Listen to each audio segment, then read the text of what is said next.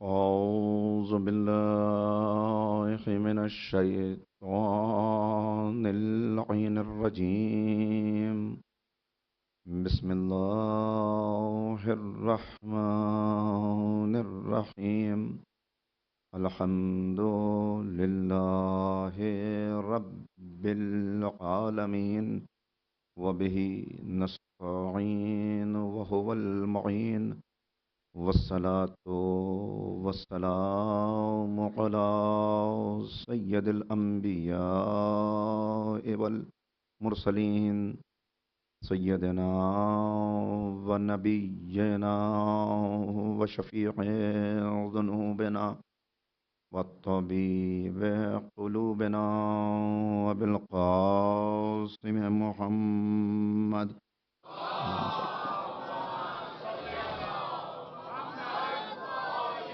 وآله الطيبين الطاهرين المعصومين المظلومين المنتخبين المنتجبين. أما بعد، فقد قال الله تبارك وتعالى في كتابه المجيد وفرقانه الرشيد وقوله الحق. بسم الله الرحمن الرحيم. إنما يريد الله ليذهب عنكم الرجس أهل البيت ويطهركم تطهيرا. صدق اللہ.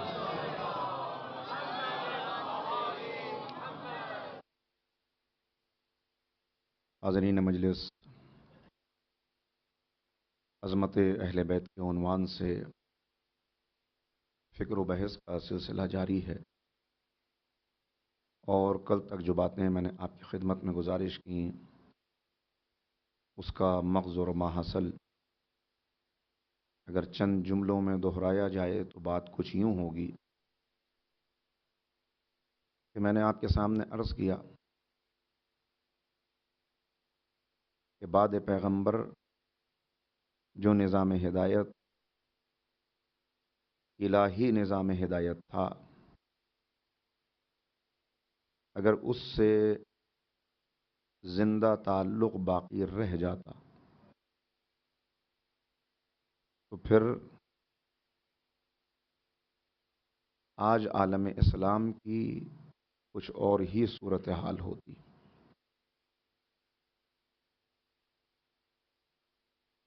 مگر یہ تاریخ کا بڑا المیہ ہے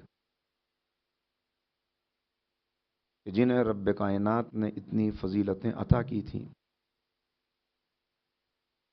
اور جن کی اطاعت اور اتباع کا حکم دیا تھا،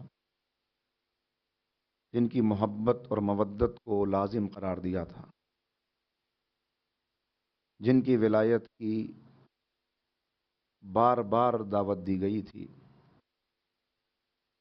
امت نے ان سے انحراف کیا. نتیجہ یہ ہوا کہ جو شہزادی کونین حضرت فاطمہ زہرا سلام اللہ علیہا نے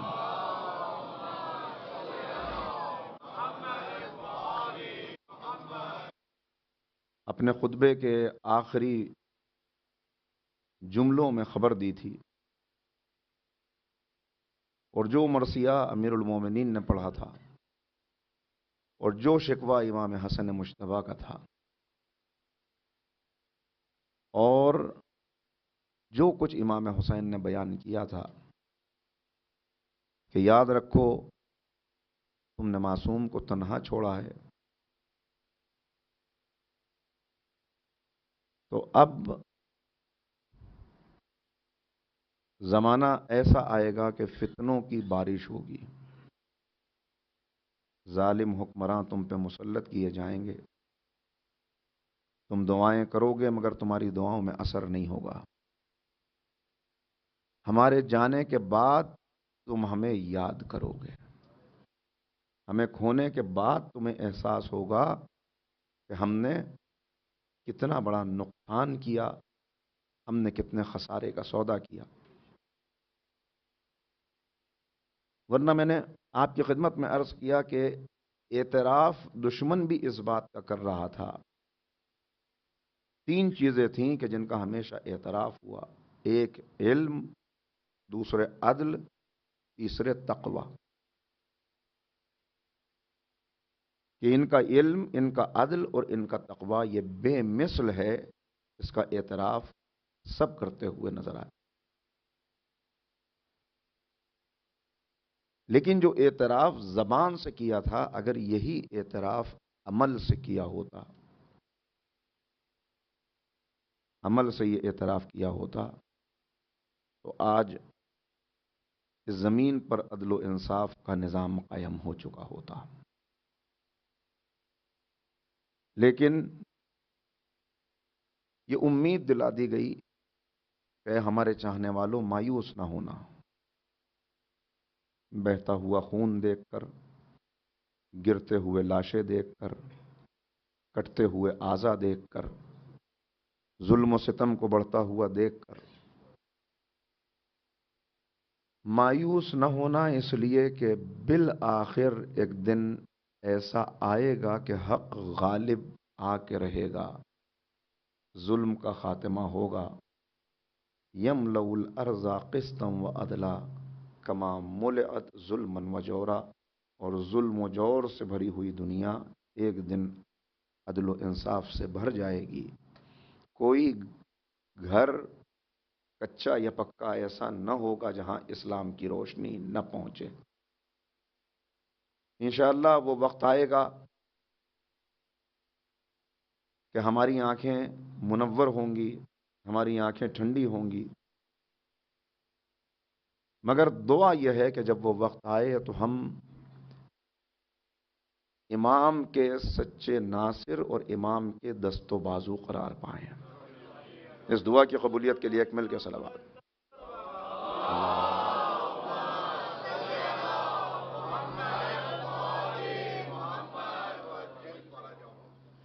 تو دعوت بار بار دی جا رہی تھی. کل جو باتیں آپ کی خدمت میں عرض کی اور جو کچھ میں نے بیان کیا، اس میں زیادہ باتیں شیخ صدوق علیہ الرحمہ سے میں نے نقل کی. جو واقف ہیں وہ خوب جانتے ہیں کہ شیخ صدوق کی کتنی عظمت ہے. رئیس المحدثین ہیں. 306 ہجری میں ولادت ہے، اور ولادت امام زمانہ کی دعا سے ہے. امام کی دعا کا نتیجہ ہے شیخ صدوق. 306 ہجری سے 382 ہجری تک، یعنی غیبت صغرا کا زمانہ بھی آپ نے پایا ہے، اور غیبت کبریٰ میں بھی آپ نے خدمات انجام دی.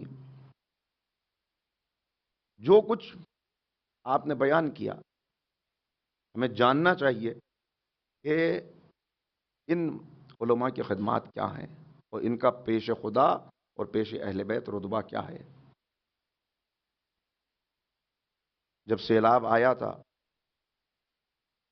اور بہت سی قبریں پانی آ گیا ان کے اندر، تو شیخ صدوق کی قبر بھی تھی جس میں پانی آ گیا تھا.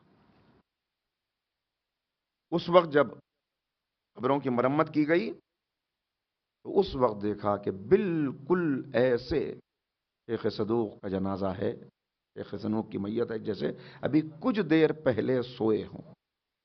کفن بھی میلا نہیں ہے. یہ شخصیت ہے. تو ہمارے اعتقادات کیا ہیں، جو میں نے بات آپ کی خدمت میں عرض کی کہ ایک ہے عمل، ایک ہے عقیدہ. یہ دونوں پرے پرواز ہیں جو انسان کو نقص سے کمال اور پستی سے بلندی عطا کریں گے. اعمال کے لیے، عمل کو پختہ کرنے کے لیے مسائل کا جاننا ضروری ہے. عقیدے کو مضبوط کرنے کے لیے فضائل کا جاننا ضروری ہے.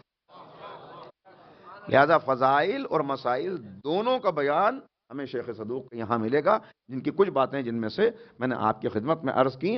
اور ہمارے عقائد، ہم اپنے عقائد خود جانیں، ہمیں معلوم ہو. تو میں نے کل کہا کہ پہلے سیکھو. امام کے دعا کا مستحق بننا ہے تو پہلے ان علوم کو سیکھو، پھر ان علوم کو اپنی حد تک، اپنی طاقت جتنی ہے اتنا ان علوم کو پھیلاؤ. تو اپنے عقائد کو بیان کرنے کے لیے شیخ نے ایک کتاب لکھی، اعتقادنا. انگریزی میں بھی ترجمہ ہوا، اردو میں بھی ترجمہ ہوا. یہ صرف ریفرنس اس لیے دے رہا ہوں کہ آخری مجلس ہے، آپ جو باتیں چھوٹ گئی ہیں، ظاہر ہے کہ مختصر وقت ہوتا ہے، کتنی باتیں آ سکتی ہیں، تو آپ خود پڑھیں، 150 صفحے کی کتاب، زیادہ بڑی نہیں. اس میں شیخ نے بیان فرمایا کس سے محبت کی جائے، کس سے دوری اختیار کی جائے، ہمارا توحید کا عقیدہ کیا ہے، رسالت کا عقیدہ کیا ہے، امامت کا عقیدہ کیا ہے، ان کو بیان کر دیا.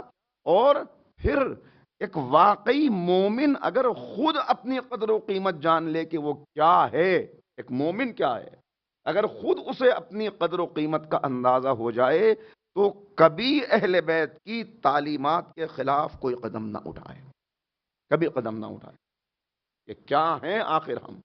لہذا ہمارے فضائل کیا ہیں، ایک مومن کیا ہوتا ہے، اس مومن کی شان بھی بیان کرنے کے لیے شیخ نے لکھی فضائل الشیعہ، ایک شیعہ کے فضائل کیا ہیں. اور جب یہ کتاب منظر عام پر آئی تو آپ کے جو احباب تھے انہوں نے کہا کہ اس میں وہ مومنین کی فضیلتیں ہیں کہ اندیشہ ہے کہ کوئی کمزور مومن ان فضائل کو پڑھنے کے بعد کہیں عمل سے دور نہ چلا جائے، کہ جب پہلے ہی سے اتنی فضیلتیں ہمیں حاصل ہیں تو پھر آپ نے ایک شیعہ کی علامات کیا ہوتی ہیں اس کے اوپر ایک دوسری کتاب لکھی. تو یہ آپ کے فضائل ہیں، یہ آپ کے فضائل ہیں. ایک مومن حقیقی کیا ہے، ایک مومن کی شان کیا ہے، یہ میں نے بس چند ریفرنسز دینا چاہتا تھا تو میں نے آپ کی خدمت میں عرض کر دی ہیں باتیں. وہاں اب امام کی خدمت میں آنے والے آئے مختلف موقعوں پر آئے. اگر میں نے عرض کیا تھا کہ اصل ترہ امتیاز جو اہل بیت کا ہے وہ علم ہے. اس لیے کہ جہاں علم ہوگا وہاں ساری خوبیاں خود بخود جمع ہو جائیں گی. زمانے کی قیادت علم کرے گا، روشنی علم کی پھیلے گی تو شکوک و شبہات کے اندھیرے دور ہوتے چلے جائیں گے. انسان شک کی دنیا سے، شک کی تاریکیوں سے نکل کے یقین کے اجالوں میں آ جائے گا جب در علم سے وابستہ ہو جائے گا.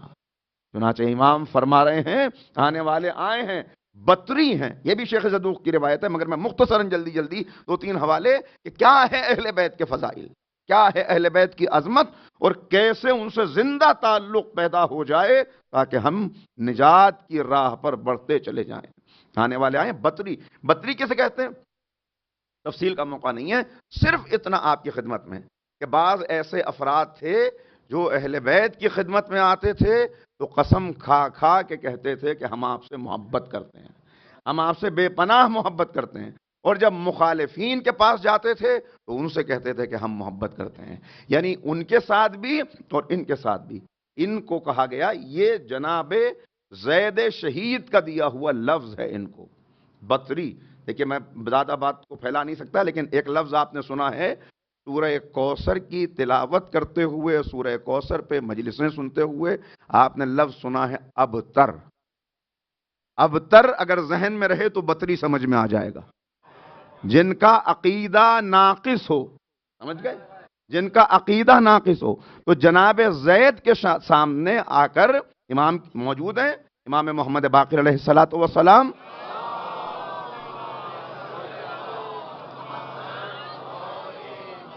امام موجود ہیں، جناب زید موجود ہیں. اس وقت آ کر یہ بیان کر رہے ہیں کہ مولا ہم آپ سے محبت کرتے ہیں مگر ان سے بھی محبت کرتے ہیں. بالکل ایسے ہی معاملہ تھا کہ جب آ کر آنے والے نے امیر المومنین سے کہا کہ مولا آپ نے دیکھا وہ فلاں صاحب، فلاں کرو، وہ آیا تو صحیح میدان میں، وہ صفین تک پہنچا تو صحیح، مگر مولا دیکھا انہوں نے ان کا ساتھ نہیں دیا. وہ یہاں تک ضرور گئے تھے مگر انہوں نے آپ کے غیر کا ساتھ نہیں دیا. امام نے کہا مگر انہوں نے حق کا ساتھ بھی تو نہیں دیا، حق کا ساتھ بھی تو نہیں دیا. تو دین کے معاملے میں نیوٹرل بننے سے کام نہیں چلے گا، آپ کو حق کا حامی بن کے رہنا ہوگا. جس کو ہم کہتے ہیں ماں کا لا ماں عدو، میں آپ کے ساتھ ہوں مولا، میں آپ کے ساتھ ہوں، آپ کے دشمن کے ساتھ نہیں ہوں. تو اب یہ آنے والے آئے اور پھر انہوں نے اپنی باتیں کہیں، یہ لقب ان کو دیا گیا اور اسی طرح سے پھر بیان ہوا روایات کے اندر. تو اب یہ جو باتیں لے کر آئیں، جو سوالات لے کر آئے وہ بیان ہوئے. ان کی تفصیل کا اس وقت موقع نہیں ہے، بات علم پہ ہو رہی ہے. تو امام نے ایک جملہ کہا آخر میں، شرقوا وم غربوا لن تجدوا علما نافعا الا عندنا. مشرق میں چلے جاؤ یا مغرب میں چلے جاؤ، مشرق سے مغرب تک جہاں چاہے چلے جاؤ، تمہیں مفید علم مل ہی نہیں سکتا سوائے ہمارے دروازے پر آئے. ممکن ہے کہ تم جسے علم سمجھ رہے ہو، جسے تم علم سمجھ رہے ہو، وہ علم تمہاری نظر میں علم ہو، لیکن حقیقتاً وہ علم کے لباس میں گمراہی ہو، وہ علم کے لباس میں جہل ہو، وہ علم کے لباس میں تمہیں تباہ و برباد اور ہلاک کرنے والی چیزیں ہوں. حقیقی علم اگر تمہیں ملے گا تو وہ ہمارے در پہ ملے گا. اور آپ اگر دیکھیں جہاں جہاں بھی دنیا میں آپ کو جس میدان میں بھی جو علم نظر آئے گا وہ صدقہ ہے امام محمد باقر اور امام جعفر صادق علیہ الصلوۃ والسلام.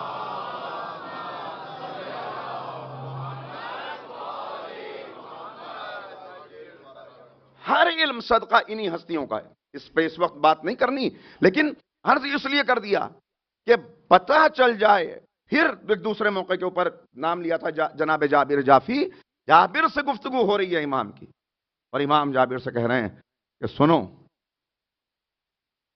فرض اللہ علیکم اطاعتنا، اللہ نے تم پر یعنی تمام انسانوں پر فرض کی ہماری اطاعت، ہماری اطاعت فرض کی، اور علمی مسائل میں ہماری طرف رجوع کرنے کا حکم دیا، ہماری طرف آنے کا حکم دیا.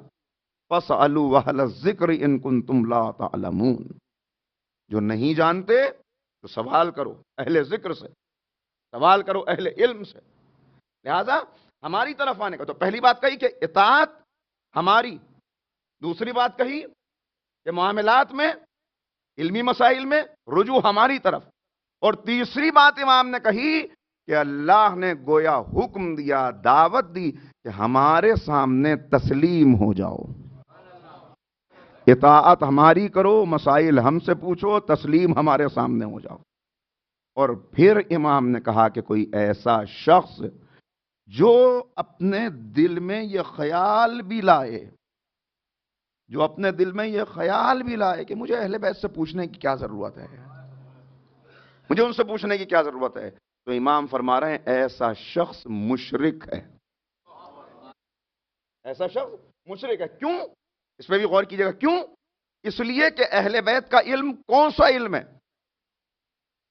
معصوم سے پوچھا یہ علم جو آپ کے پاس ہے یہ علم کیسا علم ہے؟ کہ یہ ہمیں اللہ سے علم ملا. کہ کیسے ملا؟ کہ ایسے ملا جیسے ایک چراغ سے دوسرا چراغ جلتا ہے. ارے نہیں، ذرا سا غور کرتے ہیں بھئی. ایک چراغ سے دوسرا چراغ جلے تو جیسی حرارت وہاں ہوگی ویسی حرارت یہاں ہوگی، جیسی روشنی وہاں ہوگی ویسی روشنی یہاں ہوگی. تو اللہ کے علم کے ہوتے ہوئے بندوں کے علم کی طرف رجوع کرنا یہی تو شرک ہے. امام کہہ رہے ہیں شرک، مشرک ہے وہ شخص. اور پھر فرمایا نحن راسخون فی العلم، ہم ہیں جو راسخون فی العلم ہے. مشرق مغرب کہیں جاؤ علم نہیں مل سکتا. ہم ہیں جو راسخون فی العلم ہے، ہم ہیں جن کی اطاعت واجب کی گئی ہے، ہم ہیں جن کے آگے تسلیم ہونا ہے، جن کے آگے کھڑا نہیں ہونا، جن کے آگے ڈٹنا نہیں ہے، جن کے آگے سرکشی نہیں اختیار کرنی، تسلیم ہونا ہے تمہیں ہمارے آگے بتا رہے ہیں. اور پھر آئیے بات آج کے امام کی ہے، تو امام حسن عسکری علیہ السلام.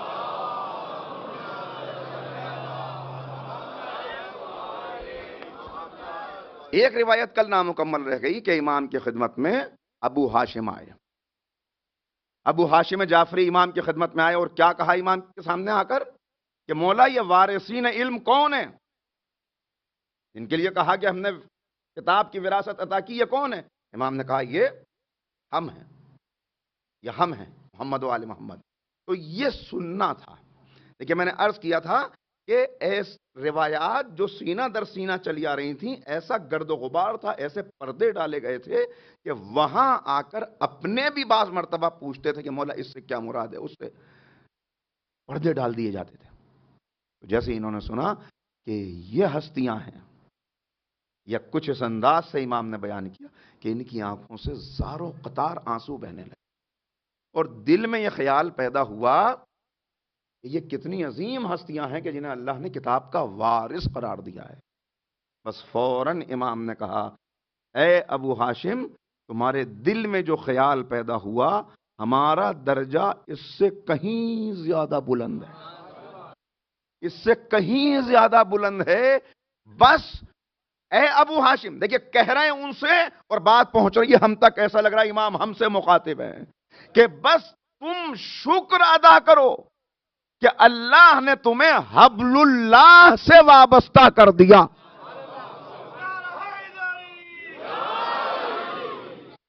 تم اس بات پر شکر ادا کرو کہ اللہ نے تمہیں اپنی رسی سے وابستہ کر دیا، تمہیں اپنی رسی سے وابستہ کر دیا۔ اور پھر امام نے کہا شکر ادا کرو اس بات پر، یعنی غور کیجئے گا کس بات پہ شکر ادا کرو؟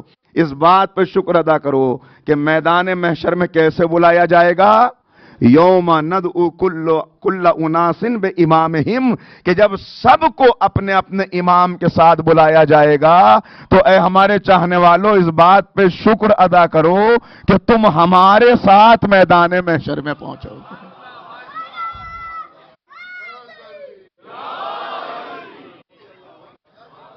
گفتگو آگے بڑھی اور پھر امام سے سوال کیا کہ مولا یہ تو فرمائیے کسی آیت کے متعلق، اب میں تفصیل میں نہیں جا رہا ہوں اس لیے چھوڑ رہا ہوں آیت نہیں، کہ ایک آیت کے متعلق پوچھا، مولا ذرا اس کی تشریح فرما دیجئے۔ امام نے اس کی تشریح فرمائی، خاموش ہو گئے۔ کہا خاموش کیوں ہوئے؟ کہا مولا کچھ دن پہلے میں نے اسی آیت کے متعلق آپ سے پوچھا تھا تو آپ نے کوئی اور تشریح فرمائی تھی، آج آپ نے کوئی اور معنی اس کے بتائے۔ کہا سنو، قرآن کا ایک ظاہر ہے اور ظاہر کے پیچھے اور ظاہر ہے اور ظاہر کے پیچھے اور ظاہر ہے، قرآن کا ایک باطن ہے اور باطن کے تحت ایک اور باطن ہے، ایک اور باطن ہے، یعنی قرآن کی کوئی آیت اور کوئی لفظ ایسا نہیں ہے کہ جس کا صرف ایک معنی ہو۔ کہ قرآن کے تہ در تہ لیئرز ہیں کہ جس میں قرآن کے معنی اور اس کی تفاسیر ہیں، اور بحمد اللہ ہم قرآن کے ہر معنی اور ہر تفسیر کے جاننے والے ہیں۔ لہذا اپنے معاملات میں آؤ ہماری طرف، راسخون فی العلم۔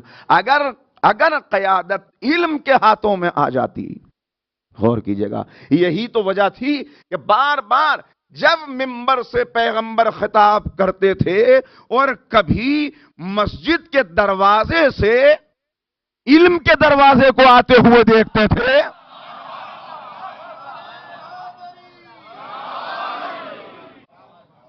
جب باب مسجد سے باب مدینۃ العلم داخل ہوتے تھے تو پیغمبر اکرم اپنی گفتگو کا رخ علی کی طرف کر دیا کرتے تھے، دعوت دیتے تھے ان کی اطاعت کرنا، ان سے سرکشی نہ کرنا، ان سے محبت کرنا۔ کبھی دیکھا تو کہا النظر الی وجہ علی عبادہ، علی کے چہرے کو دیکھنا عبادت ہے، علی کے چہرے کو دیکھنا عبادت ہے۔ دیکھیں میں نے آپ کی خدمت میں جملہ عرض کیا تھا 2 دن پہلے کہ کیا کہا، اگر انبیاء کی سیرت دیکھنی ہے تو علی کی صورت دیکھو،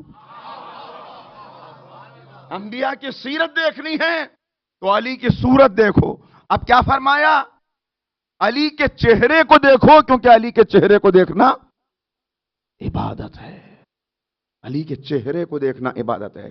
قرآن کیا کہہ رہا ہے؟ وَقَضَىٰ رَبُّكَ أَلَّا تَعْبُدُوا إِلَّا إِيَّاهُ وَبِالْوَالِدَيْنِ إِحْسَانًا۔ تیرے رب کا فیصلہ ہے کہ عبادت بس اللہ کی، عبادت بس اللہ کی۔ پیغمبر کیا کہہ رہے ہیں؟ علی کا چہرہ دیکھو عبادت ہے، علی کا چہرہ دیکھو عبادت ہے۔ اور کتنا شکر ادا کریں رحمت للعالمین کا کہ جو یہ جانتے ہیں، یہ دیکھ رہے ہیں کہ علی ہمیشہ درمیان نہیں رہیں گے، بلکہ ایک وقت آئے گا کہ علی اس دنیا سے رخصت ہو جائیں گے، اس دنیا سے چلے جائیں گے علی۔ تو اب جب چلے جائیں گے تو پھر چہرہ دیکھنے والے کیسے چہرہ دیکھ کے عبادت کریں گے؟ لہذا اب کہا ذکر علی عبادہ، جب علی تمہارے درمیان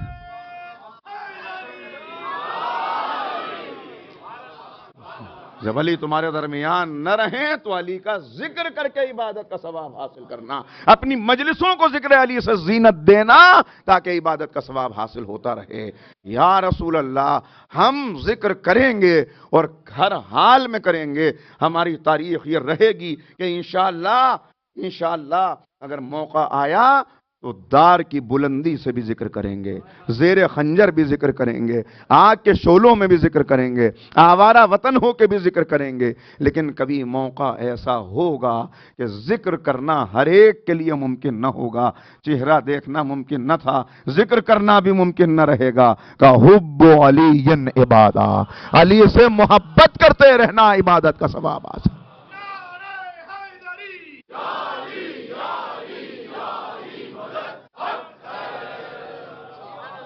علی سے محبت کرنا، عبادت کا ثواب حاصل کرتے رہنا۔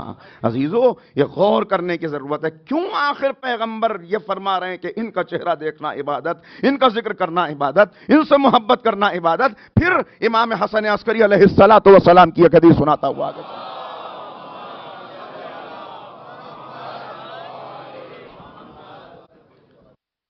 کہا، ہمارے چاہنے والوں یاد رکھو،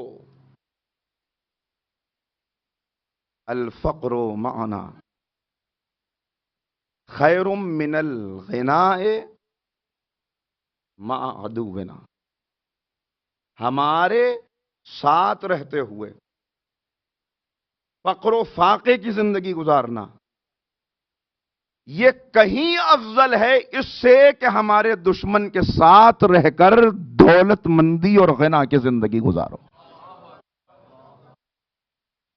ہمارے ساتھ رہتے ہوئے فقر کی زندگی، کیوں؟ اس لیے کہ ہمارے ساتھ رہنے والا دنیاوی اعتبار سے فقیر ہو سکتا ہے لیکن اس سے بڑا سرمایہ دار کوئی نہیں ہے، اس سے بڑا دولت مند کوئی نہیں ہے۔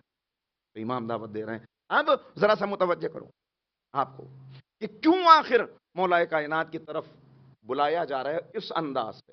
دیکھیں، میں نے عرض کیا، ایک علم، ایک تقوی، ایک عدل، اور پھر بس یہاں سے کچھ نتیجہ نکالنا ہے جلدی سے آپ کی خدمت۔ اس لیے کہ آج مصائب کی مجلس ہے، وقت بہت زیادہ نہیں ہے، مگر بس سمیٹتے ہوئے چیزوں کو۔ کیوں؟ ابن اسیر اہل سنت کے جید عالم ہیں، وہ لکھتے ہیں مولا کائنات کے متعلق کہ کیا شان تھی علی کی، کہ جب علی گھر سے نکلتے تھے، جب علی بازار میں آ جائیں، جب علی مجمع میں آ جائیں، جب علی چاہنے والوں کے درمیان آ جائیں، جب علی عوام کے درمیان آ جائیں، اور مولا کے چہرے پہ نظر پڑتی تھی تو چہرہ علی کو دیکھ کر لوگ کہتے تھے، لا الہ الا اللہ ما اعلم ھذا الفتى، لا الہ الا اللہ ما اعلم ھذا الفتى، لا الہ الا اللہ ما اشرف ھذا الفتى، لا الہ الا اللہ ما اکرم ھذا الفتى، لا الہ الا اللہ ما اتقى ھذا الفتى، لا الہ الا اللہ ما اشجع ھذا الفتى۔ 5 فقرے کہ جب دیکھتے اللہ کی توحید کا اقرار کرتے اور کہتے یہ کتنا شریف انسان ہے، یہ کتنا کریم انسان ہے، یہ کتنا بہادر، یہ سپرلیٹیو ڈگری ہے، اشجع، اتقا، سب سے زیادہ بہادر، سب سے زیادہ شریف، سب سے زیادہ کریم، سب سے زیادہ متقی۔ یہ 5 جملے نہیں ہیں، یہ صرف 5 جملے نہیں ہیں، بلکہ اگر ذرا غور کریں تو بات واضح ہو جائے گی۔ یہ کتنا شریف ہے؟ نہیں، پھیلانے کے بعد کو موقع نہیں ہے۔ جب شریفوں کے درمیان شرافت کی گفتگو ہوتی تھی تو کہتے تھے سب سے بڑا شریف علی ہے۔ جب بہادروں کے درمیان بہادری کی گفتگو ہوتی تھی کہتے تھے سب سے بڑا بہادر علی ہے۔ جب متقیوں کے درمیان تقوی کی گفتگو ہوتی تھی سب سے بڑا متقی علی ہے۔ جب کریموں کے درمیان کرامت کی گفتگو ہوتی تھی سب سے بڑا کریم علی ہے۔ سب سے بڑا عالم علی ہے، مگر اس سے پہلے کا جملہ کیا؟ گواہی توحید کی۔ اب سمجھے کیوں نبی نے کہا علی کے چہرے کو دیکھو، علی کا ذکر کرو، علی سے محبت کرو، یہ سب عبادت ہے۔ اس لیے کہ علی کا کرم دیکھو گے تو توحید تک پہنچ جاؤ گے، علی کا علم دیکھو گے تو توحید کی گواہی دو گے، علی کی شرافت دیکھو گے تو توحید کی گواہی دو گے۔ علی کی ہر صفت ایسی ہے کہ تم اس صفت تک آ جاؤ، یہ لے جائے گی خدا تک۔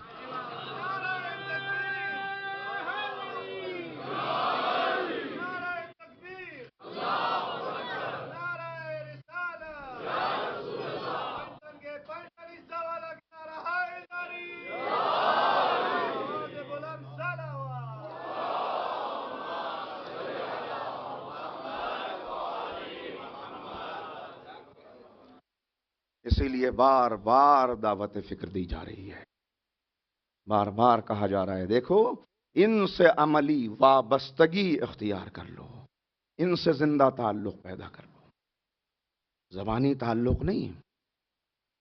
کل عرض کر چکا کہ کبھی کہا جا رہا ہے، کبھی قرآن اور علی، حق اور علی، کعبہ اور علی، مسجد اور علی، آخرت کے مختلف مناظر کا، آخرت میں ولایت کا منبر اور علی، یہ تعلق بتایا جا رہا ہے۔ اچھا میں نے عرض کیا تھا کہ کعبے سے کیوں تشبیہ دی جا رہی ہے؟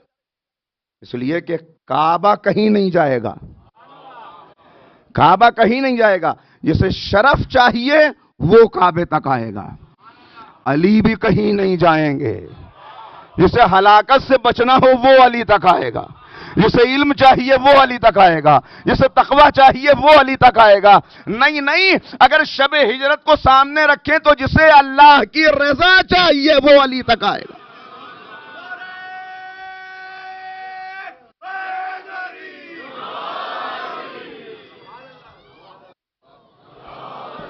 اللہ رب العزت آپ سب کی عبادات کو، آپ سب کی حاضری کو اپنی بارگاہ میں شرف قبولیت عنایت فرمائے۔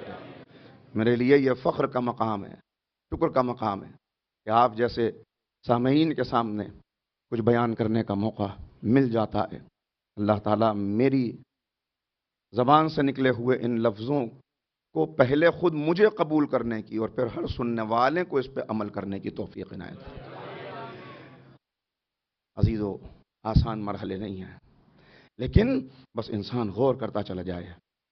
پھر بتاؤں شان کیا ہے، آپ کی ہماری شان کیا ہے، اس پہ جتنا شکر ادا کریں وہ کم ہے۔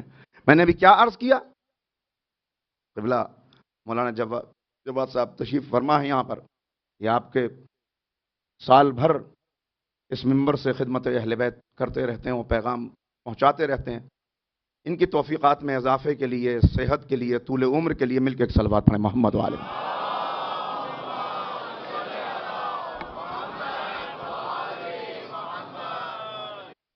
یہ ہمارے منظر بھائی اور ان کے تمام احباب، تمام نوحہ خان، تمام ماتمدار، تمام حاضرین، تمام والنٹیئرز جو باہر کھڑے ہو کے خدمات انجام دیتے ہیں، ہر وہ شخص دامے در میں قدم سخنے کسی بھی طرح سے کوئی خدمت انجام دیتا ہے، سب کی توفیقات میں اضافے کے لیے، طول عمر کے لیے، گناہوں کی مغفرت کے لیے، درجات کی بلندی کے لیے، مرحومین کی قبروں کے منور ہونے کے لیے ایک مرتبہ اور مل کے صلوات پڑھیں محمد والے صلی علی محمد۔ تو کتنی خوش قسمتی ہے ہماری کہ جس کے لیے بتایا جا رہا ہے کہ علی کعبہ ہیں، علی کہیں نہیں جائیں گے۔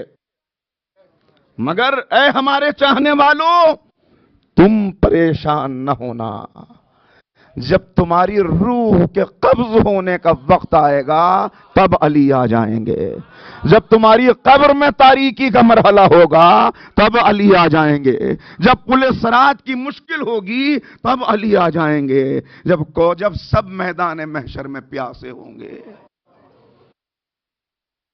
تب علی سے راب کریں گے۔ مگر بس اپنے آپ کو اس لائق بنا لینا اے ہمارے چاہنے والوں، تم اپنی قدر کرو، تم اپنے آپ کو پہچانو. جہاں سب بڑھتے چلے جا رہے ہیں وہاں تم بھی جا رہے ہو. جو سب کی ترجیحات ہیں وہی تمہاری ترجیحات ہیں. جو سب کی زندگی ہے وہی تمہاری زندگی ہے. اس کا مطلب تم نے اپنے آپ کو پہچانا نہیں. اپنی ناقدری نہ کرو، اپنی توہین نہ کرو، اپنی اہانت نہ کرو. پہچانو کہ تم کون ہو. یہ جملہ ہمیشہ کہتا ہوں اور آج پھر دوہرا رہا ہوں کہ سب بڑھتے چلے جا رہے ہیں. دیکھیے یہ مطلب نہیں، یہ پیغام نہیں ہرگز کہ ہمیں ترقی نہیں کرنی ہے، ہمیں آگے نہیں بڑھنا ہے، ہمیں علم کے میدان میں، مگر ایک خیال رکھتے ہوئے، ہمیشہ ایک خیال رکھتے ہوئے، جو میں نے نہیں ایک دو جملے بلکہ کہوں، ایک جملہ اس سے پہلے بھی کہا تھا کہ اسلام نہیں چاہتا، اسلام نہیں چاہتا کہ دنیا تمہارے ہاتھ سے نکل جائے. دیکھیے جملہ پہلے کہہ چکا ہوں لیکن بہت سے چہرے نئے ہیں لہذا دوہرا رہا ہوں. اسلام نہیں چاہتا کہ دنیا تمہارے ہاتھ سے نکل جائے، اسلام چاہتا ہے دنیا تمہارے دل سے نکل جائے.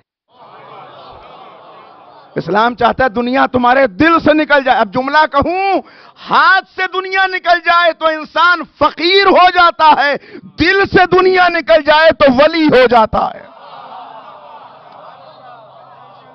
ہاتھ سے دنیا نہ نکلے، ہاتھ سے نہ نکلے، دل سے دنیا نکل جائے. دنیا کو کماؤ، دنیا کو حاصل کرو اور پھر اس دنیا کو اہل بیت کے نام پہ لٹاؤ، پھر اہل بیت کے نام پہ لٹاؤ. یہ ہے ایک حقیقی مومن. امام فرما رہے ہیں، بار بار فرما رہے ہیں، بس وقت کم ہے لہذا جلدی سے بیان کرتے ہوئے وصیتیں جو کی ہیں، ہشام بن حکم کو امام کی وصیت، جابر جعفی کو امام کی وصیت، شیخ صدوق کو امام کی وصیت، شیخ صدوق کے والد کو 10ویں امام کی وصیت، یہ ساری وصیتوں کو سامنے رکھ لیں اور خود نہج البلاغہ اٹھا لیں. نہج البلاغہ دیکھیں وہ ہمیں کیسا دیکھنا چاہتے ہیں، وہ ہمیں کیسے دیکھنا چاہتے ہیں. بس میں نے عرض کیا آج کی مجلس کا پیغام یہی ہے کہ اپنی قدر جانیں، خود کو سمجھیں کہ ہم کیا ہیں. نہیں پھر ایک جملہ اور کہہ دوں اجازت دیں، لوگ کہاں جا رہے ہیں ان کی ظاہری ترقی دیکھ کر، چمک دمک دیکھ کر راستہ نہ بدل دیجیے گا، راستہ نہ بدل دیجیے گا، راستہ نہ بدل دیجیے گا. اس لیے کہ یاد رکھیے، یاد رکھیے اس وقت آپ یہاں موجود ہیں. کتنے لوگ ہیں جو دنیا کی رنگینیوں میں غرق ہیں. کوئی دریا کی موجیں دیکھ رہا ہے، کوئی بازار کے مناظر دیکھ رہا ہے، کوئی وہ چیزیں دیکھ رہا ہے جن سے دیکھنے کو پابندی جن پہ لگائی گئی ہے، روکا گیا ہے. مگر ان سب کو چھوڑ کے آپ یہاں موجود ہیں، ان سب کو چھوڑ کے آپ یہاں موجود ہیں. کیوں؟ دیکھیے پھر جملہ دوہرا رہا ہوں کہ جانے دیجئے کون کہاں جا رہا ہے.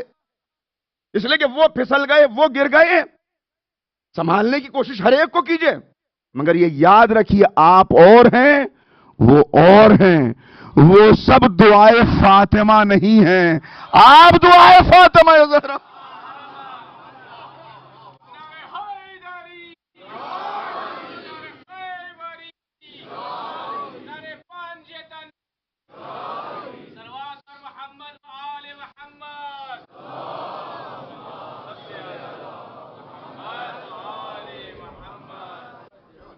ہمارے چاہنے والوں کا ہم سے تعلق کیا ہے؟ ہمارے چاہنے والوں کا ہم سے رشتہ کیا ہے؟ عجب لفظ استعمال کیا، عجب جملہ استعمال کیا، عجب تشبیہ دی کہ ہمارے چاہنے والوں کا ہم سے وہ تعلق ہے جو سائے کا بدن سے ہوتا ہے، جو سائے کا بدن سے ہوتا ہے. سائے کا وجود کس کی وجہ سے ہے؟ جدھر بدن چلے گا سایہ پیچھے پیچھے رہے گا، سایہ ساتھ ساتھ رہے گا. لہذا بدن اٹھے گا تو سایہ بھی اٹھ جائے گا، بدن بیٹھے گا تو سایہ بھی بیٹھ جائے گا. اسی لیے کہا کہ یہ سفینہ ہے، اس سفینے پر سوار ہو جاؤ. جو اس سفینے پر آ گیا، اسے عرض کیا کہ جب سفینے پر آ گیا تو اب نہ اپنی کوئی منزل ہے، نہ اپنا کوئی راستہ ہے، نہ اپنی کوئی سمت ہے. جدھر سفینہ مڑے گا ادھر مڑ جانا ہے، جدھر سفینہ چلے گا ادھر بڑھ جانا، بڑھ جانا ہے. ورنہ ذرا سوچئے گا کتنی عظیم ہستیاں تھیں، مگر کہیں طوق و سلاسل ہے، کہیں زہر حلاحل ہے. کیسے گزری ہیں پوری زندگی، کیسے گزری ہیں؟ جن کا اتنا رتبہ، جن کی ایسی شان، ان کی زندگیاں قید خانے کی نظر ہو گئی. 28 سال سن مبارک ہے میرے 11ویں امام کا، اور 28 سال میں 4 سال کا سن ہے جب وطن چھوڑا ہے. لیکن تفصیل کا موقع نہیں، کیونکہ آج ذمہ داری زیادہ ہے، لہذا جلدی جلدی باتوں کو عرض کرنا ہے. صرف 2-3 پیغام امام کی زندگی کے، اس کے بعد مصائب شروع کر رہا ہوں. آپ کی آوازیں تو بلند ہو گئی ہیں، مگر ذرا سا ضبط رکھتے ہوئے کہ 2-4 سیرت کے پیغام آپ تک پہنچا دوں اور بات یہاں سے آگے بڑھے. مل کے ایک صلوات پڑھ دیجئے محمد والے.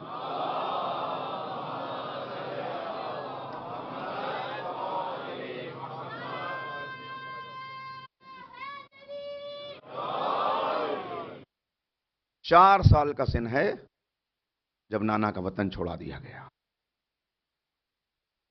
28 سال کی کل زندگی، 22 سال کی عمر میں منصب امامت کا آغاز، 6 سال امامت کی زندگی، اور وہ 6 سال قید خانے کی نظر ہو گئے. اکثر وقت قید خانے میں گزر گیا، مگر کیا خدمات ہیں، کیا کردار ہے. عرض کر چکا ہوں کتنا سخت دور ہے، کتنا سخت دور ہے 11ویں امام کا. نظر بندی کی کیفیت ہے ہر وقت. اور ذرا سوچئے گا کہاں وہ حاکم کا دربار کہ جس کی طرف رخ کرنا بھی امام پسند نہیں کرتے. جب منصور دمانقی نے کہا تھا امام سے کہ مولا آپ میرے دربار میں آتے نہیں ہیں، میرے دربار میں تشریف لایا کیجیے. کہا اس حکومت کو میں تیرے لیے نعمت نہیں سمجھتا، تو اپنے لیے مصیبت نہیں سمجھتا، تو میں کیوں تیرے دربار میں آؤں؟ اب مجھے کچھ نصیحت کرنے کے لیے آ جائے کیجیے. کہ جو طالبان دنیا ہیں وہ تجھ کو نصیحت نہیں کریں گے، اور جو طالبان آخرت ہیں ان کی نصیحت پہ تو عمل نہیں کرے گا. تو ایسے دربار جہاں امام جانا پسند نہ کریں، جدھر کا رخ کرنا پسند نہ کریں، وہاں 11ویں امام پر یہ پابندی کہ ہفتے میں 2 دن آپ کو دربار میں حاضری دینی. پابندی ہے گھر سے نکلنے پر، پابندی شہر سے نکلنے پر. جہاں 25 حج پاپ یادہ ہوں وہاں امام حج کے لیے نہیں جا سکے، اس لیے کہ امام کو شہر سے نکلنے نہیں دیا. سمجھیے کہ کیا عالم ہے. کبھی سرکش گھوڑے کے اوپر سوار کیا جا رہا ہے، کبھی بھوکے شیروں کے آگے ڈالا جا رہا ہے، کبھی جلاد صفت جلاد صفت داروغہ کے حوالے کر دیا گیا ہے. مگر ہمیشہ عالم کیا، سرکش گھوڑا سر جھکا کے کھڑا ہو جاتا ہے، درندے قدموں سے لپٹ جاتے ہیں.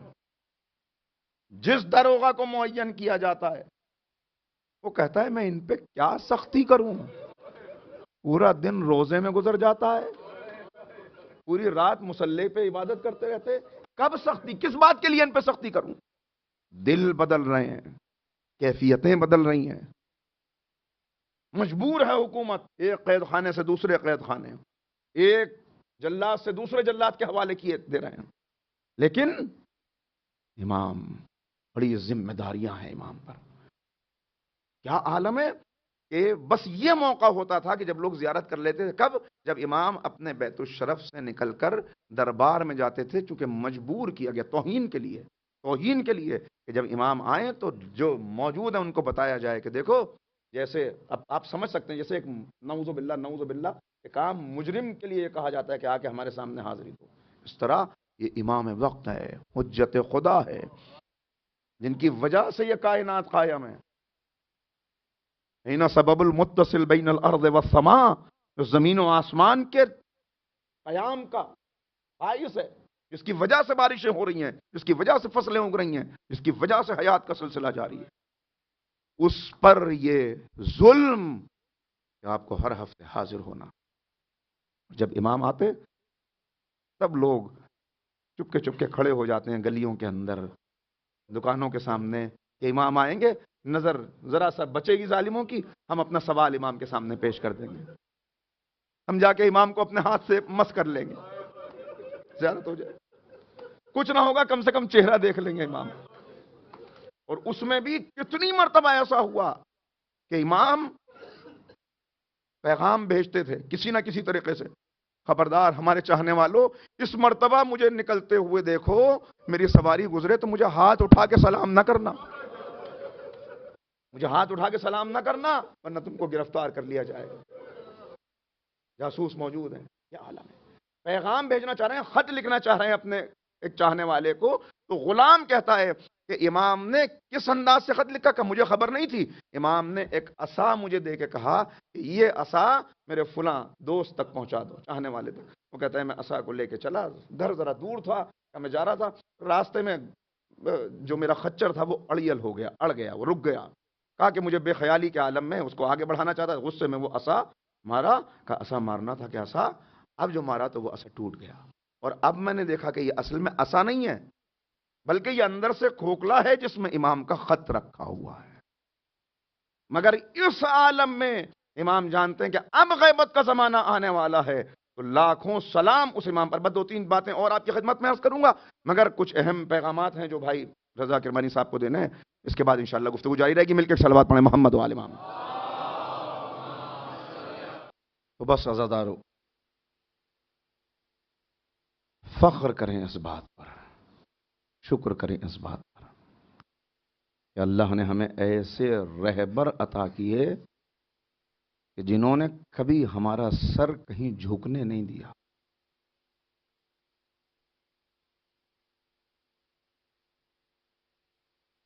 لوگ ایسوں کا دامن تھام لیتے ہیں کہ جن کے ساتھ چلتے چلتے پھر کوئی بند گلی آ جاتی ہے جہاں تاریکی میں چھوڑ کے وہ ان کو بڑھ جاتے ہیں، مگر ایسے رہبر دیے، ایسا دین دیا، ایسی ماں کی آغوش دی، ایسے والدین دیے، لہذا ایک اپنی قدر و قیمت کو سمجھیں، دوسرے اس فرش عزا کی قدر و قیمت کو سمجھیں۔ جیسی عزاداری بزرگوں سے ملی ہے، بار بار مراجع کرام نے اس بات کو کہا کہ اس عزاداری کو اپنے علاقے کے اعتبار سے جیسی آپ کو ملی، اپنی تہذیب، اپنی ثقافت، اپنے کلچر کے اعتبار سے اس کو ویسے ہی آگے بڑھائیں، اس میں جدتیں پیدا نہ کریں، اس میں ایسی چیزیں نہ ایڈ کریں، ایسے اضافے نہ کریں جو مضحکہ خیز ہوں۔ دشمن کی سازش کو سمجھیں، نادان دوست دشمن کی سازش میں مبتلا ہو جاتے ہیں۔ جیسے علم ملے، جیسے تعزیے ملے، جیسی شبیہیں ملی، جیسی فرش عزا ملی، اس کو ویسے ہی لے کے آگے بڑھیے، اس ورثے کو منتقل کیجئے، شمع سے شمع جلے، سلسلہ جاری رہے۔ تو دوسرے، اس عزاداری کو بہت بڑی نعمت ہے، بہت بڑی دولت ہے، بہت بڑا سرمایہ ہے، اس کی قدر کریں، فریب میں مبتلا نہ ہوں، سوشل میڈیا کے دھوکے میں نہ آئیں۔ جہاں کوئی ایسی بات ہو، جتنا احتجاج کر سکتے ہیں، جتنا روک سکتے ہیں، جتنا مذمت کر سکتے ہیں کہ بھائی نہیں، یہ اضافے ہمیں نہیں چاہیے، ایسی باتیں ہمیں نہیں چاہیے کہ جس سے ہماری عزاداری پر انگلیاں اٹھیں، ہمیں ایسی باتیں نہیں چاہیے کہ جس سے پاس آنے والے دور چلے جائیں۔ یہ ذمہ داری ہے ہماری، یہ ذمہ داری ہے، اور اپنی نئی نسل کو یہ وراثت منتقل کرتے ہوئے اس فرش عزا کی عظمت، اس کی اہمیت بتائیں۔ اس لیے کہ بہت جگہوں پر اب یہ ہو گیا ہے کہ لوگ فرش مجلس بچھا ہوا ہے، کبھی آنے میں تاخیر ہے، کبھی آ گئے تو باہر کھڑے ہوئے ہیں، بہت ساری، دیکھیے ظاہر ہے کہ ہم معصوم نہیں ہیں، لہذا کبھی نفس دھوکے دیتا ہے، کبھی شیطان ورغلاتا ہے، محفوظ رکھنا ہے۔ کیا ہے یہ؟ اس کی قیمت کو سمجھیں۔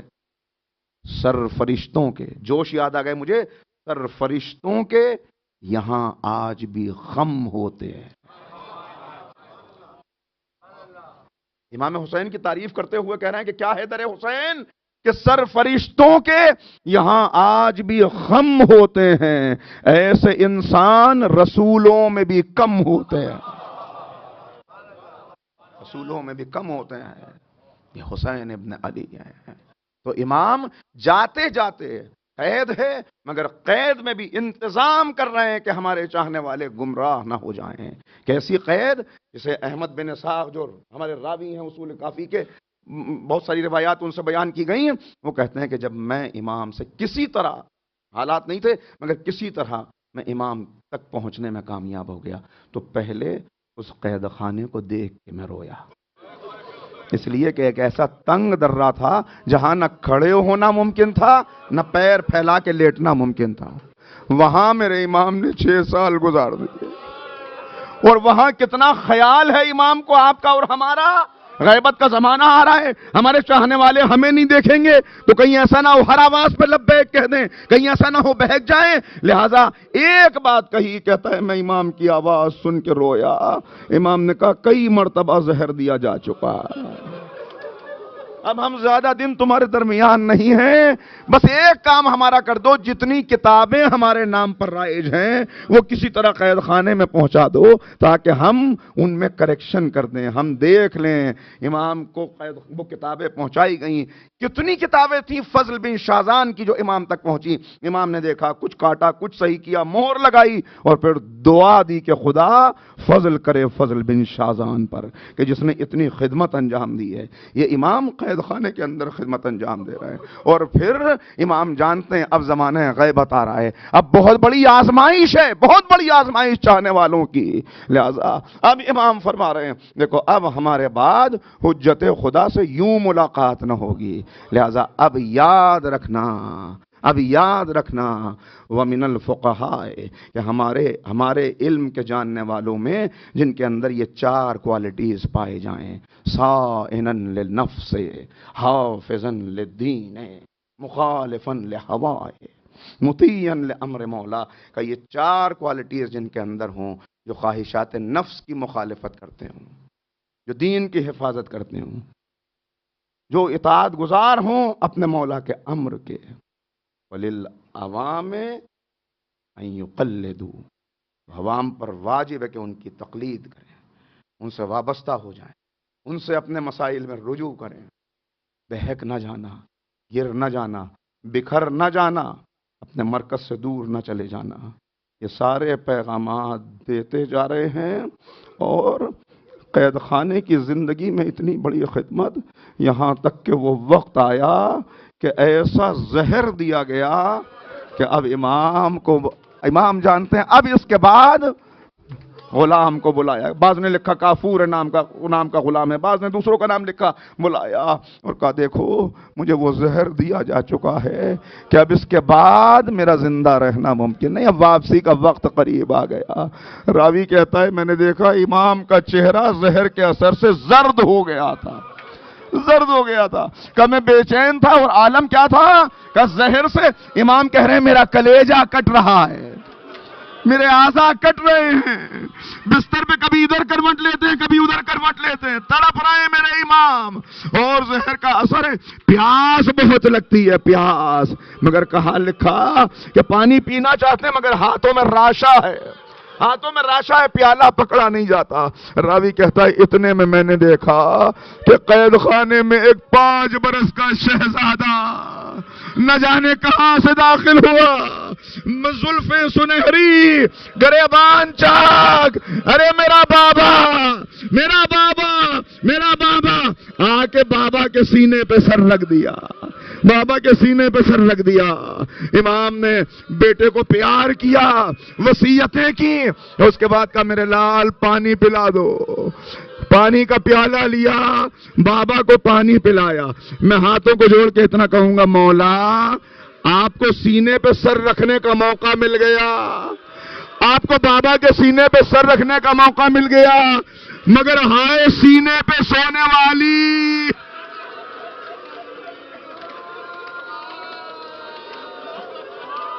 ہائے سینے پہ سونے والی کو موقع نہ مل سکا۔ مولا آپ نے بس زیادہ، مجھے ذمہ داری بہت ہے اس لیے کہ امام کی شہادت بھی پڑھنی ہے، مختصر جملے، اور آج کی یہ مجلس الوداعی مجلس بھی ہے، آج کی یہ مجلس الوداعی مجلس ہے. دیکھیے بعض احباب ان کو یہ خیال پیدا ہو جاتا ہے کہ حسین کے معاملے میں الوداع کیا. یہ الوداع غلط فہمی میں نہ مبتلا ہو کوئی. یہ الوداع حسین کو نہیں ہے. حسین تو ہمارے دل کی دھڑکن ہے. حسین تو ہماری سانسوں میں بسا ہوا. حسین تو ہماری روح میں ہے. حسین سے جدا ہو کے ہم زندہ رہ جائیں یہ ممکن ہے؟ نہیں، نہیں ممکن نہیں ہے. حسین زندگی کے ہر لمحے میں حسین ہے. رگ و ریشے میں حسین ہے. خون کے قطروں میں حسین ہے. زندگی کے ہر مرحلے پر حسین ہے. یہ الوداع حسین کو نہیں ہے. لیکن ہر عبادت کے لیے ایک زمان و مکان ہوتا ہے. یہاں سجدہ کریں کچھ اور فضیلت ہے. کعبے میں سجدہ کریں کچھ اور فضیلت ہے. یہاں سلام کریں کچھ اور فضیلت ہے. کربلا میں سلام کریں کچھ اور فضیلت ہے. ان دنوں میں سلام کریں کوئی اور فضیلت ہے. عام دنوں میں سلام کریں کوئی اور فضیلت ہے. یہ بالکل ایسا کہ جیسے جب ماہ رمضان رخصت ہوتا تھا تو امام زین العابدین رو رو کے کہتے تھے اے خدا کے مہینے الوداع، اے عید الاولیاء الوداع. یہ بالکل ایسا وداع ہے کہ جیسے کربلا سے جب مومن رخصت ہوتا ہے تو کہتا ہے مولا خدا حافظ. ہاں حکم ہے کہ جب وداع ہونے لگو تو آداب اس کے کیا ہیں. یہ وہ وداع ہے. یہ وداع حسین کو نہیں ہے. یہ وداع ان دنوں کو ہے. کون سے دن؟ جن کے لیے امام فرماتے ہیں اذا حل ہلال محرم، جب محرم کا چاند نمودار ہوتا ہے نشرت الملائکۃ صوب الحسین، ملائکہ حسین کا کرتا فضا میں لہراتے ہیں. کیسا کرتا؟ جو تلواروں سے کٹا ہوا ہے، جو خون سے بھرا ہوا ہے. کا اس کرتے کا فضا میں لہرانا ہوتا ہے کہ ہر طرف غبار غم کا چھا جاتا ہے، بادل غم کے چھا جاتے ہیں، آنکھیں اشکبار، دل غم زدہ. مومنین اپنے معمولات تبدیل کر لیتے ہیں. اب میں نے عرض کیا تو یہ ایام کی فضیلت ہے کہ ادھر وہ کرتا فضا میں امام کہہ رہے ہیں ہم اس کرتے کو، خون آلود کرتے کو ہم اپنی آنکھوں سے دیکھتے ہیں. ہم آنکھوں سے دیکھتے ہیں، ہمارے شیعہ دل کی آنکھوں سے دیکھتے ہیں. اپنی فضیلت سمجھیں کہ آپ کیا ہیں، اپنی قدر جانے کہ آپ کیا ہیں. رسول اللہ فرما رہے ہیں حسین آغوش میں ہیں اور رسول اللہ کی آنکھوں میں آنسو ہیں اور کہہ رہے ہیں انا لقتل الحسین حرارتن فی قلوب المومنین لا تبرد ابدا. حسین کی شہادت سے ایک ایسی حرارت پیدا ہوگی جو کبھی ٹھنڈی نہیں ہوگی. تو عزیزو یہ الوداعی مجلس بھی ہے. کس کو الوداع کہیں، کیسے الوداع کہیں.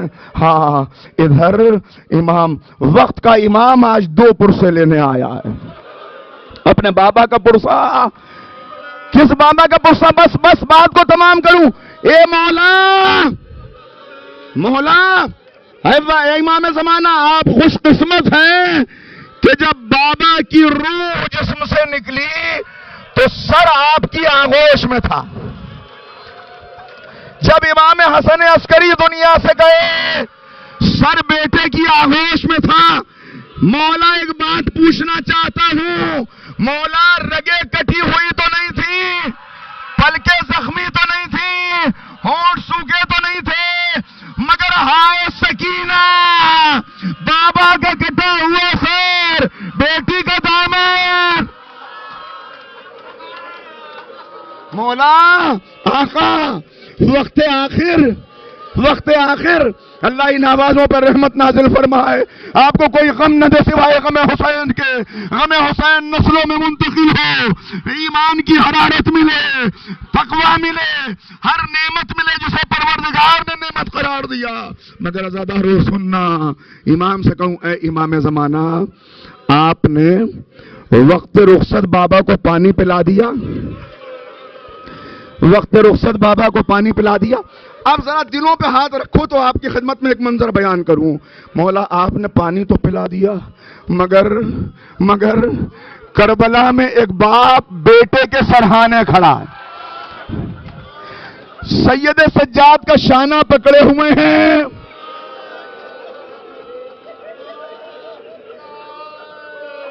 مولا نے کیا فرمایا؟ میر انیس صلی اللہ مقاموں کہتے ہیں کہ سید سجاد کا شانہ پکڑے ہوئے تھے اور کہہ رہے تھے بس ایک وصیت ہے تمہیں اے میرے جانی، بس ایک وصیت ہے تمہیں اے میرے جانی، کرنا نہ فراموش میری تشنہ دہانی، کرنا نہ فراموش میری تشنہ دہانی، 36 پہر گزرے ہیں پایا نہیں پانی، 36 پہر گزرے ہیں پایا نہیں پانی، پانی جو میرے بعد میں یہ دشمن جانی، تو کیا کرنا وصیت سنیے، پانی جو میرے بعد میں یہ دشمن جانی، تم فاتحہ بابا کا دلا دیجیو بیٹا،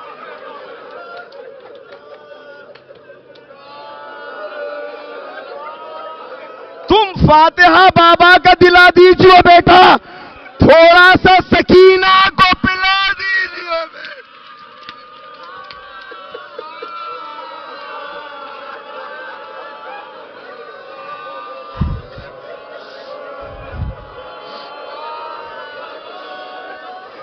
اے امام حسن عسکری، اے امام حسن عسکری، زمانہ دشمن تھا، بیٹا چھوٹا تھا، مگر آپ کو پتا تھا کہ صاحب اعجاز ہے، غیبت کے پردے میں چلا جائے گا، یہ خوف تو نہیں تھا کہ کوئی تماچے مارے گا، یہ خوف تو نہیں تھا کوئی گوشوارے لوٹے گا، مگر ہائے حسین، سکینہ پہ نظر پڑی، تماچے یاد آئے، زینب کو دیکھا، لٹتی ہوئی چادر یاد آئی، ام کلثوم کو دیکھا، ایک ایک کو دیکھتے جاتے تھے حسرت کی نگاہ سے۔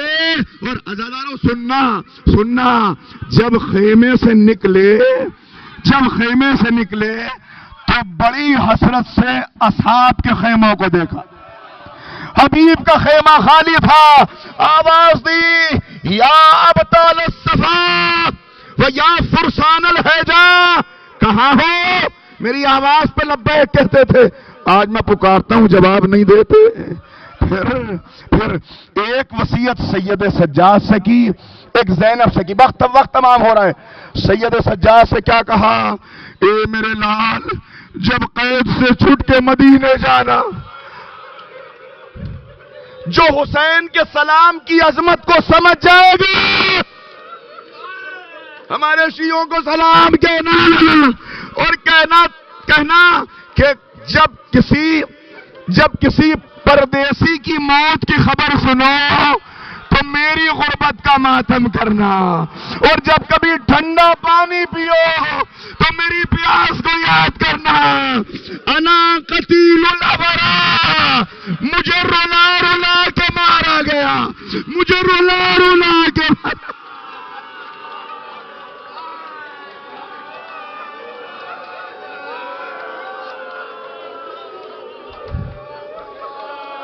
سلام کر لو حسین کو، سلام کر لو حسین کو۔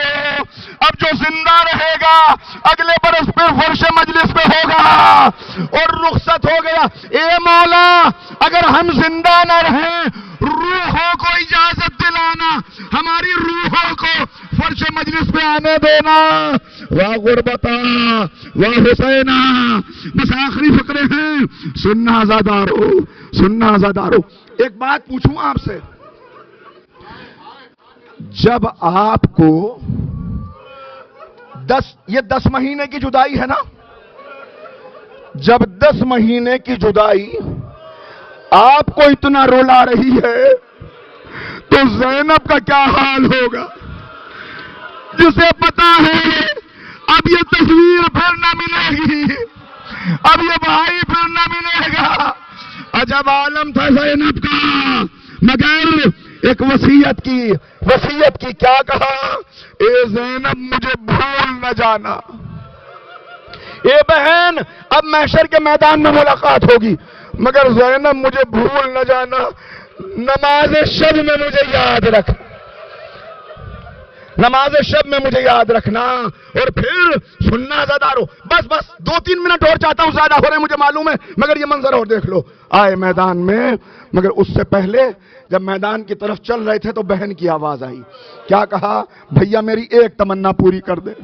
یہ ظالم تانے دے رہے ہیں کہ کوئی عباس اب نہیں بچا، اب کوئی علی اکبر نہیں ہے، یہ تجھے کمزور سمجھ رہے ہیں. بھیا ایک مرتبہ انہیں اماں کے دودھ کی طاقت دکھا دے، ایک مرتبہ انہیں بتا دے فاتح بدر حنین کا بیٹا ہے، میدان میں آئے، زخمی انگلیاں قبضہ شمشیر بگئی، تلوار بے نیام ہوئی. اب جو تلوار چلی ایسا لگتا تھا آسمان سے بجلی گر گئی، ایسا لگتا تھا قوم سمود پہ عذاب آ گیا. جدھر بڑھ جاتے تھے صفیں الٹ دیتے تھے، جدھر بڑھتے تھے صفیں الٹ دیتے تھے. لڑتے لڑتے دریا کے کنارے پہنچ گئے، رکابوں پہ زور دے کے اٹھے، دیکھا بابا کی تصویر خون میں ڈوبی ہوئی. عباس، عباس، اے میرے شیر، تجھے جنگ کی اجازت نہ ملی، یہ حملہ تیری طرف سے کرتا ہوں. اور اب جو حملہ کیا فوجیں کہہ رہی تھی حسین علی اکبر کا واسطہ، حسین عباس کا واسطہ، رک جاؤ. نگاہ اٹھی، یا ایتھا النفس المطمئنہ ارجعی، پلٹا میرے بندے. تلوار نیام میں گئی، فوجیں سمٹھی، بس وقت نہیں بچا. سننا کیا عالم تھا. سلام میر انیس پر کیا کہتے ہیں؟ کیا عالم تھا، کیا عالم تھا. چلتے تھے 4 سمت سے بھالے حسین، چلتے تھے 4 سمت سے بھالے حسین پر، ٹوٹے ہوئے تھے برچھیوں والے حسین پر. قاتل تھے خنجروں کو نکالے حسین پر، یہ دکھ نبی کی گود کے پالے. گرتے تھے اور سنبھالنے والا کوئی نہ تھا، تیرے ستم نکالنے والا کوئی نہ تھا. جنگل سے آئی فاطمہ زہرا کی یہ صدا، امت نے مجھ کو لوٹ لیا، واہ محمد. ہائے ہائے یہ ظلم اور 2 عالم کا مقتدا. اب کون ہے جو حق رفاقت کرے عطا؟ کون حق رفاقت کرے عطا؟ اللہ اللہ اللہ اللہ. عجب عالم تھا. 1900 تھے زخم، 1900 تھے زخم، ایک زخم پہ دوسرا زخم، تیر پہ تیر، تلوار پہ تلوار، نیزے پہ نیزہ. 1900 ہے زخم. تنے چاک چاک پر زینب، نکل حسین تڑپتا ہے خاک. نکلی زینب، بھائی کا لاشیں دیکھا، کوفہ و شام دیکھا، بکھرے ہوئے لاشیں دیکھے، زندان کی تاریکی دیکھی. اور پھر جب پلٹ کے آئی تب کیا دیکھا؟ کربلا میں عباس کی چھوٹی سی قبر دیکھی، عباس کی چھوٹی سی قبر دیکھی. مگر صبر زینب، عزم زینب، اللہ رے حوصلہ، اللہ رے صبر. زینب نے جس پہ کوئی آخری 1 منٹ، جس پہ کوئی مشکل پڑی، جس پہ کوئی مصیبت آئی، اس نے زینب سے کہا، جس پہ مصیبت آئی اس نے زینب سے کہا. مگر زینب نے اپنی مصیبت کسی سے نہیں کہی، کسی سے نہیں کہی. بس 2 جگہ زینب نے اپنی مصیبت بیان کی. ایک جب قبر عباس میں پہنچی، کہا بھیا عباس، تیری بہن کھڑی رہی، شرابی کا دربار، نامحرموں کا مجمع. یہ پہلا موقع تھا جہاں زینب نے اپنی مصیبت بیان کی. اور دوسرا موقع رسول اللہ کا روزہ تھا، رسول اللہ کا روزہ تھا. خون بھرا کرتا نکالا.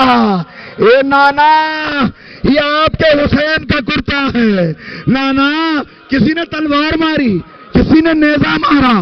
یہاں بھی زینب نے اپنا کوئی شکوہ نہیں کیا کوئی. مگر جب زینب اماں کی قبر پہ پہنچی، اے اماں زینب آئی ہے، اماں سر پہ چادر نہ تھی، اماں در